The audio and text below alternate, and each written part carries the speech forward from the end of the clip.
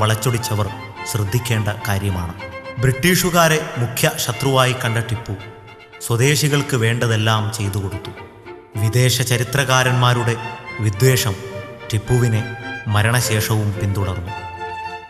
ടിപ്പു കരം ഒഴിവാക്കിയ കേരളത്തിലെ ക്ഷേത്രങ്ങളും മതസ്ഥാപനങ്ങളും. മതഭ്രാന്തനെന്ന് മുദ്രകുത്തുമ്പോഴും ശ്രീ രംഗനാഥസ്വാമി ക്ഷേത്രത്തിലേക്ക് ടിപ്പു സംഭാവന നൽകിയ പൂജാ ഉപകരണങ്ങൾ ഇന്നും അവിടെ ഉപയോഗിക്കുന്നു. നഞ്ചൻകോട് കന്ദേശ്വര ക്ഷേത്രത്തിൽ പ്രതിഷ്ഠിച്ചിരിക്കുന്ന ശിവലിംഗം, ഇത് ടിപ്പു സംഭാവന നൽകിയതും ഇന്നും ആരാധിക്കപ്പെടുന്നതുമായ ഒന്നാണ്. കോഴിക്കോട് ജില്ലയിലെ യാതൊരു പുരോഗതിയും കടന്നു ചെല്ലാത്ത പ്രദേശമായിരുന്നു ഫറോക്ക്. അവിടെ ഒരു നഗരമുണ്ടാക്കി കോട്ട കെട്ടി ടിപ്പു സുൽത്താൻ. ജലസേചന സൗകര്യമുണ്ടാക്കി. ടിപ്പു ആ നാടിന് നാമകരണം ചെയ്തത് ഫാറൂഖാബാദ് എന്നായിരുന്നു. ഇതാണ് ഫറൂഖ് കോട്ട. മലബാറിൽ ടിപ്പു താവളമുറപ്പിച്ച ഈ കോട്ട ഇന്ന് നാമാവശേഷമായിരിക്കുന്നു. ടിപ്പു ഏറ്റവുമധികം ഇഷ്ടപ്പെട്ടത് ഫറൂഖിനെയായിരുന്നു. ജലഗതാഗതവും ജലസേചനവും മുന്നിൽ കണ്ട് ഫറൂഖ് എന്ന ഗ്രാമത്തിൽ നിർമ്മിച്ച കോട്ട ഫറൂഖ് പുഴയുടെ ഓരത്താണ്. കോട്ടയുടെ ഇടിഞ്ഞു പൊളിഞ്ഞ ചുവരുകൾക്കപ്പുറത്ത് ടിപ്പുവിൻ്റെ സാഹസത്തിൻ്റെയും തന്ത്രത്തിൻ്റെയും കഥ പറയുന്ന ആയുധപ്പുരയുണ്ട്. ആർക്കുമറിയാൻ കഴിയാത്ത ഒരു രഹസ്യ അറ. പുറമേ നിന്ന് നോക്കിയാൽ ഒരു വെറും കല്ല് മാത്രമേ നാം കാണുന്നുള്ളൂ. എന്നാൽ അകത്തിറങ്ങിയാൽ ടിപ്പുവിൻ്റെ തന്ത്രം മനസ്സിലാവും. ടിപ്പുവിൻ്റെ യുദ്ധതന്ത്രത്തിൻ്റെ മികച്ച ഉദാഹരണമാണ് ഇത്. പാലക്കാട് ഫോർട്ട്. 1765 ഹൈദരലി പാലക്കാട് കോട്ടയ്ക്ക് അസ്ഥിവാരമിട്ടു. ഫ്രാൻസിലെ വിദഗ്ധരായ ആളുകളുടെ സഹായത്തോടെ കോട്ടയും ചുറ്റുമുള്ള കിടങ്ങുകളും വളരെ ഭംഗിയായി അദ്ദേഹം നിർമ്മിച്ചു. 10 ഏക്കറിൽ സ്ഥിതി ചെയ്യുന്ന ഈ കോട്ടയ്ക്ക് 125 അടി ഉയരമുണ്ട്. കിടങ്ങുകൾക്ക് 15 അടി വരെ വീതിയുമുണ്ട്. ബാംഗ്ലൂരിലെ ടിപ്പുവിൻ്റെ കൊട്ടാരം. മദ്രാസിലെ വെല്ലൂർ ഫോർട്ട്. ടിപ്പുവിൻ്റെ സൃഷ്ടിയായ ലാൽബാഗ് ടിപ്പുവിൻ്റെ കാലത്ത്. ഇവിടെ നിരവധി മരങ്ങൾ ടിപ്പു സ്വന്തം കൈകൊണ്ട് വെച്ചുപിടിപ്പിച്ചിട്ടുണ്ട്. കൃഷ്ണഗിരിയിലെ ടിപ്പുവിൻ്റെ കോട്ട. ടിപ്പുവിൻ്റെ കാലത്തെ നാണയങ്ങൾ. ടിപ്പു ഉപയോഗിച്ച ആയുധങ്ങൾ: വാൾ, കത്തി, തോക്ക്. പീരങ്കി ലോകത്തിന് പരിചയപ്പെടുത്തിയതും നിർമ്മിച്ചതും ടിപ്പുവായിരുന്നു. അദ്ദേഹത്തിൻ്റെ ആയുധങ്ങൾ.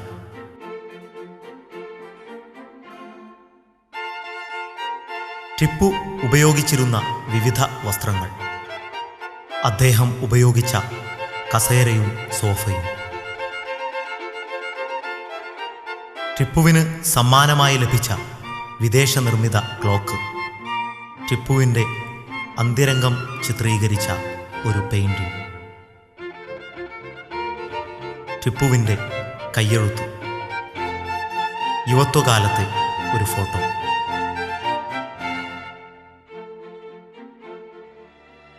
ദാരിയ ദൗലത്ത്. സമ്മർ പാലസ് എന്നറിയപ്പെടുന്ന ഈ സ്ഥലം ടിപ്പുവിൻ്റെ വേനൽക്കാല വസതിയായിരുന്നു. ടിപ്പു തൻ്റെ വിദേശ അതിഥികളെ സ്വീകരിച്ചിരുന്നത് ഇവിടെയായിരുന്നു. 1778 ഹൈദരലി ഇതിന് തുടക്കമിട്ടു. എന്നാൽ 1789 ടിപ്പുവാണ് ഇതിൻ്റെ പണി പൂർത്തിയാക്കിയത്. നിരവധി പെയിൻറ്റിങ്ങുകളുടെ അപൂർവ ശേഖരം ഇതിലുണ്ട്. കെട്ടിടത്തിൻ്റെ നിർമ്മാണം അത്ഭുതപ്പെടുത്തുന്ന ഒന്നാണ്. പെയിൻറ്റിങ്ങുകൾ, വസ്ത്രങ്ങൾ, അദ്ദേഹം ഉപയോഗിച്ച വസ്തുക്കൾ തുടങ്ങി അമൂല്യ ശേഖരങ്ങളുടെ ഒരു കലവറയാണ് ഇത്. ഇന്ന് മൈസൂരിൽ ടിപ്പുവിനെ സ്മരിക്കാനുള്ള ഏക കെട്ടിടവും ഇതുതന്നെ. ഇത് ഗുംബസ്. ശ്രീരംഗപട്ടണത്തിനടുത്താണ് ഇത് സ്ഥിതി ചെയ്യുന്നത്. AD 1784 ടിപ്പു സുൽത്താൻ തൻ്റെ പിതാവിനൊരുക്കിയ അന്ത്യവിശ്രമ സ്ഥലം. ഇതിന് തൊട്ടടുത്ത് അദ്ദേഹം വലിയൊരു പള്ളിയും നിർമ്മിച്ചു. 36 കറുത്ത മാർബിൾ തൂണുകൾ ഇതിൽ ശ്രദ്ധേയമാണ്. ഹൈദരലിയുടെ 21 വർഷവും ടിപ്പുവിൻ്റെ 15 വർഷവുമാണ് തൂണുകൾ സൂചിപ്പിക്കുന്നത്. സമചതുരാകൃതിയിൽ നിർമ്മിച്ച ഈ ഗുംബസിൻ്റെ വാതിലുകൾ ഡിസൈൻ ചെയ്തത് ആനക്കൊമ്പുകൾ കൊണ്ടാണത്രേ. ടിപ്പുവിൻ്റെ മാതാപിതാക്കളുടെ ചാരത്ത് തന്നെ ടിപ്പു സുൽത്താനും അന്തിയുറങ്ങുന്നത് ഇവിടെയാണ്. തൊട്ടടുത്ത മസ്ജിദ് അക്സയും ടിപ്പു നിർമ്മിച്ചതാണ്. ശ്രീരംഗപട്ടണം കോട്ടയിൽ ടിപ്പുവിനെ രക്തസാക്ഷിയായ നിലയിൽ കണ്ടെത്തിയത് ഇവിടെയായിരുന്നു. സ്വന്തം നാടിനു വേണ്ടി പടപൊരുതിയ ടിപ്പുവിനെ ഇംഗ്ലീഷുകാർ നെറികെട്ട ചതിയിലൂടെ കൊന്നു. ടിപ്പു ജീവിച്ചിരുന്നെങ്കിൽ ഇംഗ്ലീഷ് ഇന്ത്യൻ ചരിത്രം മറ്റൊരു വിധത്തിലാകുമായിരുന്നു.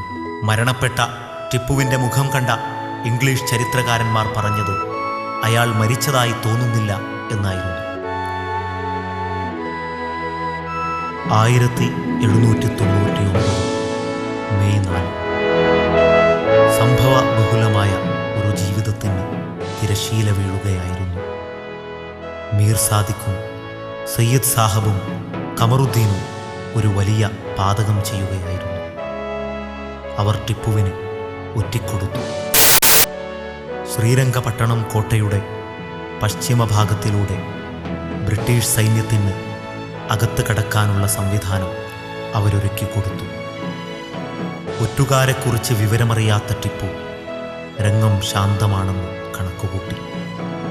എന്നാൽ ഉച്ചയ്ക്ക് 1 മണിയോടെ മേജർ ജനറൽ ബേർഡ് 2400 അധികം വരുന്ന ഭടന്മാരോടൊപ്പം കോട്ടയുടെ അകത്ത് എത്തിച്ചേർന്നു.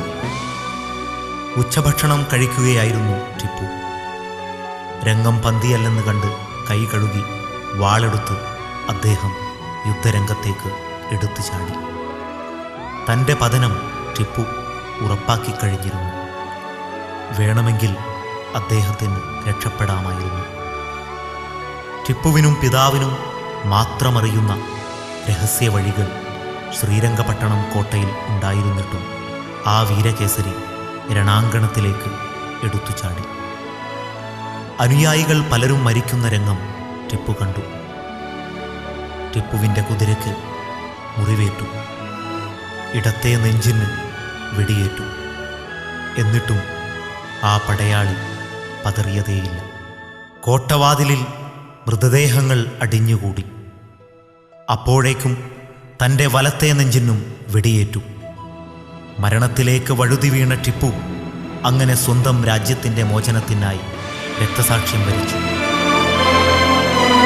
ഒരു സിംഹത്തിൻ്റെ ഗർജനം അവസാനിച്ചു.